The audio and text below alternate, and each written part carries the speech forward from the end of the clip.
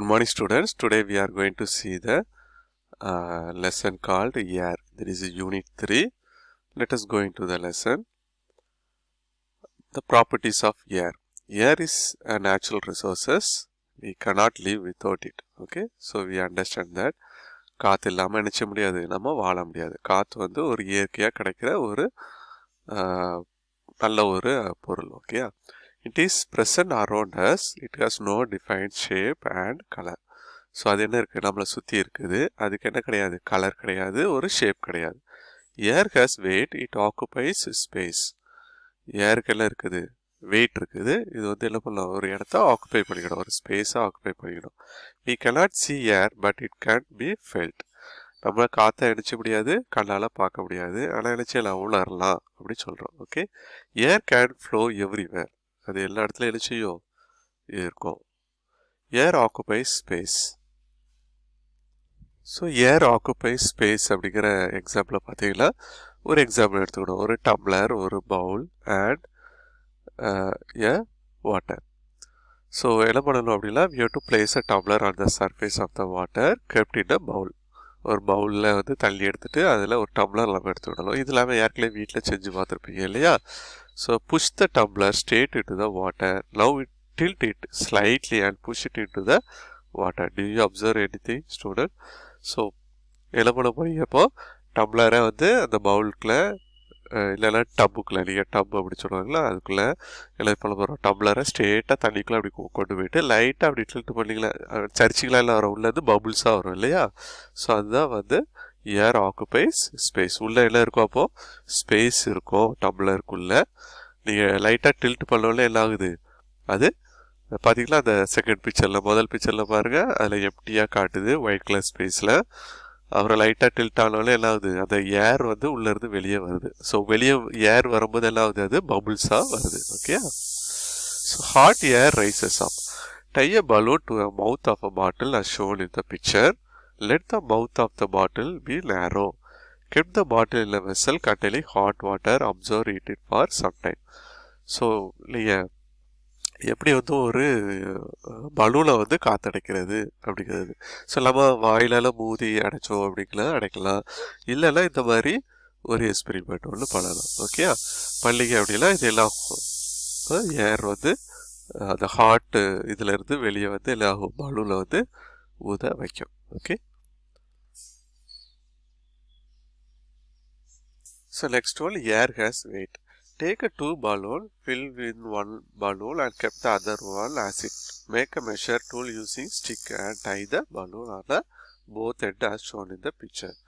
So, ஏருக்கு வந்து என்ன இருக்குது, வெயிட் இருக்குங்கிறதுக்கு எப்படி எக்ஸாம்பிள் பண்ணலாம் அப்படின்னா, ஒரு குச்சி எடுத்துக்கிட்டு இல்லைன்னா ஒரு கம்பு எடுத்துக்கிட்டு ஒரு சைடு ஒரு காற்று ஊதாத ஒரு பலூனையும் இன்னொரு சைடு காற்று ஊதுனா ஒரு பலூனையும் வச்சுட்டு நம்ம என்ன பண்ணலாம், வெயிட் பண்ணி பார்க்கணும். பார்த்தீங்க அப்படின்னா காற்று ஊதுலது, அதாவது ஏர் அடைச்ச பலூன் வந்து வெயிட் ஜாஸ்தியாக இருக்கும், அது வந்து வெயிட்டு கம்மியாக இருக்கும். இதுதான் ஏர் கேஸ் வெயிட்டுக்கு வந்து நம்ம செய்யக்கூடிய ஒரு எக்ஸ்பெரிமெண்ட். சிம்பிளாக எப்படி செய்யலாம் அப்படிங்கிற experiment. Okay. So air moves and push things. Light and incense stick in a corner of a classroom. I will observe.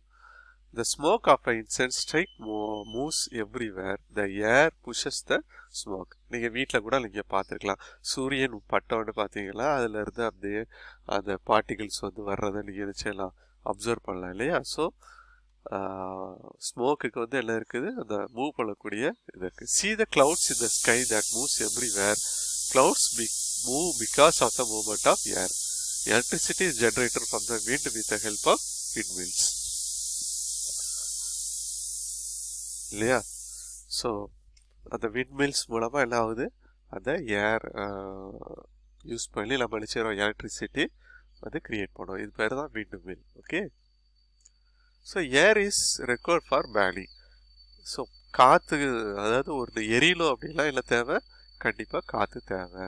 So அதுக்கு தான் எக்ஸாம்பிள், இந்த எக்ஸாம்பிள் என்ன பண்ணியிருக்கோம், லைட்டாக candle and place it on the table. ஒரு candle பொத்தி வச்சுட்டு அதுக்கு மேலே என்ன செய்யணும், ஒரு கிளாஸ் பவுல் இல்லைன்னா கிளாஸ் டம்ளர் அழைச்சாலும் மூடி வைக்கணும். ஸோ எவ்வளோ சீக்கிரமாக அலையுது அப்படின்னா அதோடைய ஆக்சிஜன் வந்து கரையிற வரைக்கும் அது செய்யும், எரியும். ஆக்சிஜன் முடிஞ்சதுக்கப்புறம் எல்லாம் செஞ்சிடும், எரியாது. ஓகே. ஸோ நெக்ஸ்ட் ஒன் பார்த்தீங்கன்னா air exerts pressure.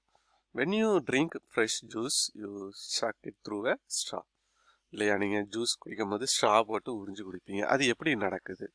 So place a transparent straw inside a glass containing colored water, then place your finger on the top of the straw and pull the straw out of the liquid. நீங்கள் வச்சுட்டு என்ன பண்ணணும், straw உள்ளே வச்சுட்டு நீங்கள் உங்களுடைய இந்த மேல் டாப் இருக்குல்ல, அதை வந்து கையில் ஸ்ட்ராவுடைய மேல் டாப்பை வந்து மூடிக்கிட்டு நீங்கள் ஸ்ட்ராவை எடுத்தீங்க அப்படின்னா உள்ளே இருக்கும் கொஞ்சம் அந்த லிக்விட் வந்து இருக்கும். ஓகேயா, அது எப்படி நிற்கிது, அந்த ஏர் உடைய இதில் வந்து என்ன செய்யும், ப்ரெஷரில் அது நிற்கும். Okay, then remove your finger from the straw. The liquid remains in the straw. When you remove the finger, the water flows out. அதை கையை எடுத்த உடனே இல்லை ஆயிரும், வெளியே நீங்கள் அப்படியே எடுத்துட்டீங்களா அப்படியே இருக்கும், நீங்கள் கையை எடுத்த உடனே இல்லை வச்சுருவோம், கீழே வந்துடும். ஓகேயா. So breathing, inhalation and exhalation. Inhalation and exhalation. Okay, all living things need air for survival. Plants breathe through leaves and fish breathe through gills. Human breathe in and out through lungs. Inhalation is the process of taking the air inside and exhalation is the process of releasing the air outside. So inhalation அல்லது காற்றை உள்ள வாங்குறது, எஸ்கலேஷன்ங்கிறது காற்றை வெளியே விடுறது. அப்படி மூச்சை இழுத்து நம்ம விடுவோம்னா அதான். This clinical process of inhalation and exhalation is called breathing. Okay, we take oxygen and release carbon gas while breathing. So நம்ம என்ன செய்கிறோம், ஆக்சிஜனை உள்ளே எடுத்துட்டு இல்லை கார்பன் டை ஆக்சைடா இல்லை ஏன் அது ஒரு கேஸ் அடிச்சிடும் வெளியே விடுறோம். ஓகே, ஸோ நம்மளுக்கு ஆக்சிஜன் தேவை, பிளான்ட்டுக்கு கார்பன் டை ஆக்சைடு தேவை. ஓகே, அதனால பிளான்ட்டு ஜாஸ்தியாக நம்ம என்ன செஞ்சோம் வச்சோம்னாதான் நம்ம என்ன செய்ய முடியும், உயிர் வாழ முடியும். So moving air. Moving air is called wind. It moves across the surface of earth. Based on the speed, the wind can be classified as breeze, storm, gale. So air வந்து மூவ் ஆகிறது வந்து என்ன செய்யறோம், wind அப்படின்னு சொல்கிறோம். So அந்த ஸ்பீடுக்கு ஏற்ற மாதிரி அதுக்கு பேர் வச்சுருக்கிறாங்க. ஸ்லோவாக அடித்தா வந்து ப்ரீஸ் இல்லையா, தென்றல் அப்படி சொல்லுவாங்க இல்லையா, ப்ரீஸ். ஸ்டாப் அப்படின்னா ஒரு காற்று, புயல் காற்று மாதிரி அடிக்குது அப்படின்னா, கடும் புயல் அப்படின்னா கேல் அப்படி சொல்கிறது. ஓகே, ஸோ ப்ரீஸ் எல்லாம் இல்லை. ஸோ இதான் வந்து ப்ரீஸ். ஓகே, லைட்டாக காற்று அடிக்கிறது. A gentle wind called breeze. A sea breeze and land breeze are two types of breeze. அதில் ரெண்டு இருக்குது, ஒன்று கடல் தென்றல், இல்லைன்னா லேண்டில் நடக்கிறது, நிலத்தில் இருக்கிறது. ஓகே, இதான் ப்ரீஸ். நார்மலாக அப்படியே காற்றடிச்சா அந்த ஃப்ளவர்ஸ் வந்து மூவ் ஆகும்ல, அதான் breeze. Okay, sea breeze. The breeze that blows from the sea towards the land during day is known as sea breeze. இல்லையா, கடல்ல இருந்து நிலத்துக்கு வர்றதுக்கு பேர் வந்து அந்த மாதிரி காற்றடிச்சுன்னா அதுக்கு பேர் வந்து சி. இது வந்து பகலில் நடக்கும். ஓகே, ஸோ இதான் வந்து அந்த எக்ஸாம்பிள் எப்படி சி ப்ரீஸ் நடக்குது அப்படின்னு சொல்லிட்டு. ஓகேயா, ஸோ கடல்ல இருந்து என்ன செய்யுது, நிலத்துக்கு அடிக்குது. ஓகே, இது வந்து பகலில் நடக்கிறது. த land breeze. The breeze that blows from land towards the sea during light time, it is called land breeze. லைட்ல பார்த்தீங்கன்னா அதுக்கு ஆப்போசிட்டாக என்ன செய்யும், இங்கேருந்து கடலுக்கு என்ன செய்யும், அடிக்கும். இது வந்து லேண்ட் பிரீஸ் அப்படின்னு சொல்றாங்க. Okay, this storm wind is called strong wind is called storm. Okay, sometimes storm can uproot trees and can destroy the crops. என்ன செய்யும், நீங்கள் புயல்லாம் படிக்கிறீங்களா, டிவிலெல்லாம் பார்ப்பீங்களா. ஸோ புயல் என்ன செய்யும், மரத்தை வேறோட என்ன செய்யும், அப்படியே போட்டுரும். Gale. A very strong wind is called gale. A gale is stronger than storm. It damages trees and buildings a lot. இதெல்லாம் இப்போ சூறாவளி எப்படி சொல்லுவாங்க. ஓகே, இதெல்லாம் போலலாம் ஸ்டார்மை விட, அதாவது புயலை விட ஜாஸ்தி. ஓகே, இது ஈவன் வீடை கூட என்ன செஞ்சிரும், இடிச்சிரும். அந்த பாருங்க, இந்த வீடியோ பாருங்க.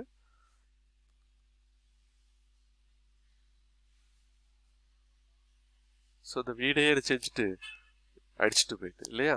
ஸோ இதான் வந்து சூறாவளி அப்படி சொல்கிறான். ஓகே, ஸோ இந்த வீடியோ பிடிச்சிருச்சுன்னா லைக் பண்ணுங்கள். Best of luck. Thank you students.